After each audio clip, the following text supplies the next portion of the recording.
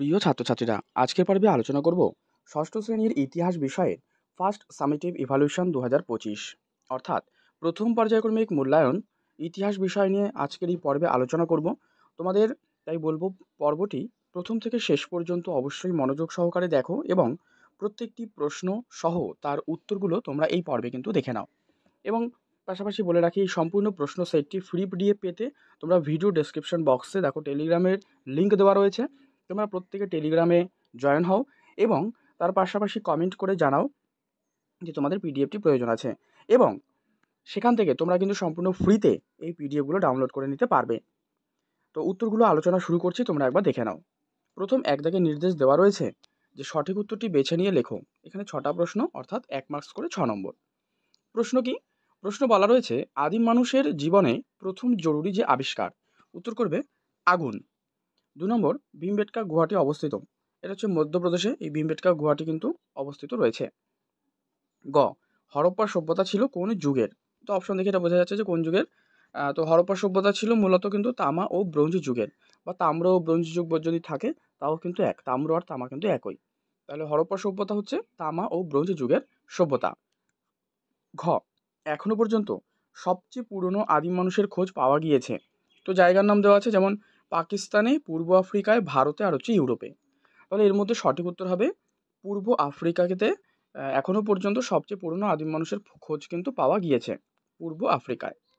উমদাগ দেখো রয়েছে হরপ্পা সভ্যতায় সিটাডেল ছিল না। হ্যাঁ, তো কোথায় হরপ্পা সভ্যতার কোথায়? মহেঞ্জোদারোতে, হরপ্পাতে, কালীবঙ্গানে নাকি চানহুদারোতে? উত্তর করো। চানহুদারোতে সিটাডেল ছিল না হরপ্পা সভ্যতার। ঠিক আছে, এরপরে চদাগে রয়েছে আদিম মানুষের মধ্যে প্রথম যে হাতকুঠার বানাতে শেখে কারা? হোমো হাবিলিস কিন্তু দক্ষ মানুষের কথা বলা হচ্ছে, নাকি হোমোসাপিয়েন্স মানুষের যে বিজ্ঞানসম্মত নাম হোমোসাপিয়েন্স, এবং অস্ট্রালোপিথেকাস, আর হচ্ছে হোমো ইরেক্টাস। তো আদিম মানুষের মধ্যে প্রথম হাতকুঠার বানাতো শেখে হোমো ইরেক্টাস। ঠিক আছে, এখানে আরেকটা অপশান এটা মিস হয়ে গেছে, তোমরা দেখে নিও। নেক্সট, 2 দাগের প্রশ্ন রয়েছে, তার উত্তর সহ আলোচনা করব। আমি আবারও বলছি, এই প্রশ্ন সেটটির সম্পূর্ণ ফ্রি পিডিএফ তোমাদের প্রয়োজন হলে তোমরা প্রত্যেকে ভিডিও ডেসক্রিপশন বক্সে দেওয়া যে টেলিগ্রামের লিঙ্ক দেওয়া রয়েছে সেখান থেকে জয়েন হয়ে যেতে পারো।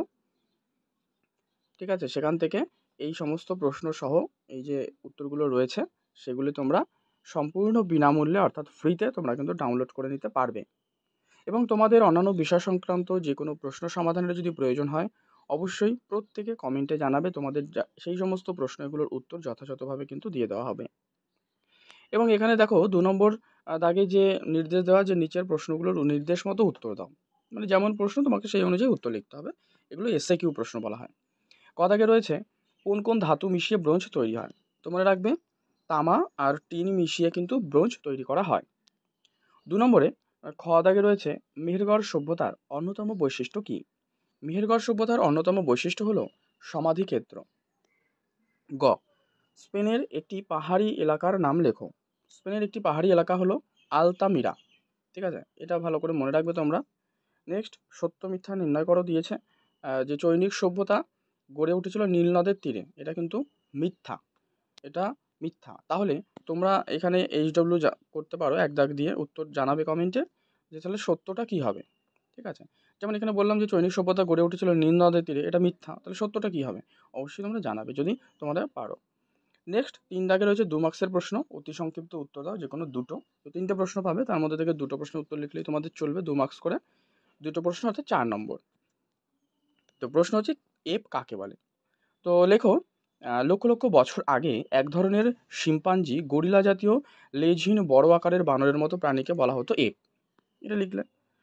2 মানে খ দাগ, হরপ্পা সভ্যতায় মৃতদেহ কি করা হতো? মূলত এটা সমাধি দেওয়া হতো। তো তোমরা যেহেতু 2 মার্কস দিয়েছে, এটা একটু বড় করে লিখবে যে হরপ্পা সভ্যতায় মৃতদেহ সমাধি দেওয়া হতো। তাদের মাথায় উত্তর দিকে করে শুইয়ে রাখা হতো, এবং তাদের যে সমাধির ভেতর সেখানে গয়না ও মাটির পাত্রও রাখা হতো, এবং কালীবঙ্গানে ইটের তৈরি সমাধিও দেখা যায়। গ, কে কবে মেহেরগড় সভ্যতা আবিষ্কার করেন? 1974 খ্রিস্টাব্দে ফরাসি প্রত্নতাত্ত্বিক জা ফ্রাঁসোয়া জারিচ, ঠিক আছে, এই মেহেরগড় সভ্যতা কিন্তু আবিষ্কার করেন। এটা খুব গুরুত্বপূর্ণ একটা প্রশ্ন। 4 দাগ, সংক্ষেপে উত্তর দাও যে কোনো দুটো। এগুলো 3 মার্কসের প্রশ্ন। ক দাগ রয়েছে পুরনো পাথরের যুগে আদিম মানুষের জীবন কেমন ছিল? কেমন ছিল দেখো, লিখবে যে পুরনো পাথরের যুগে আদিম মানুষের জীবন ছিল যাযাবর, শিকারী ও খাদ্য সংগ্রহকারী।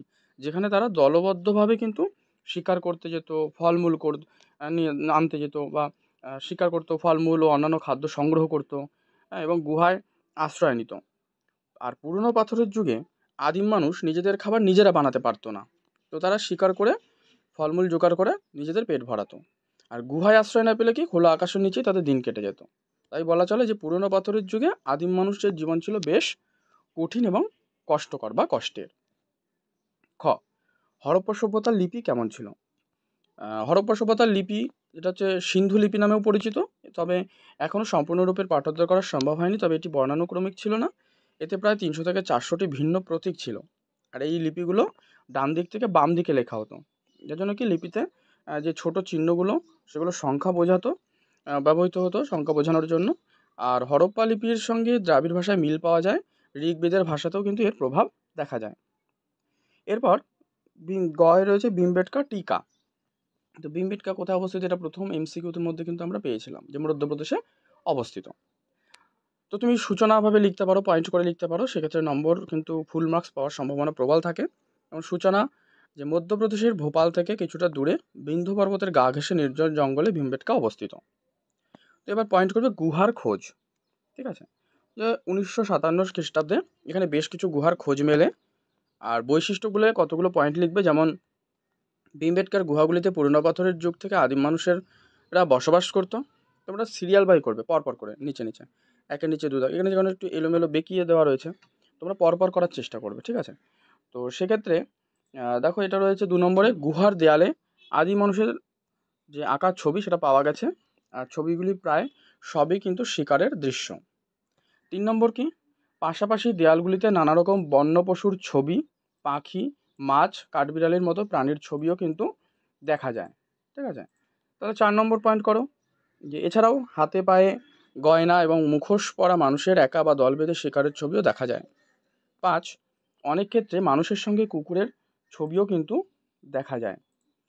6 নম্বর লেখো, ভীমবেটকা গুহার দেয়ালে আঁকা ছবিগুলিতে সাদা এবং লাল রঙের যে ব্যবহার বেশি হলেও সবুজ ও হলুদ রঙের ব্যবহারও দেখা যায়।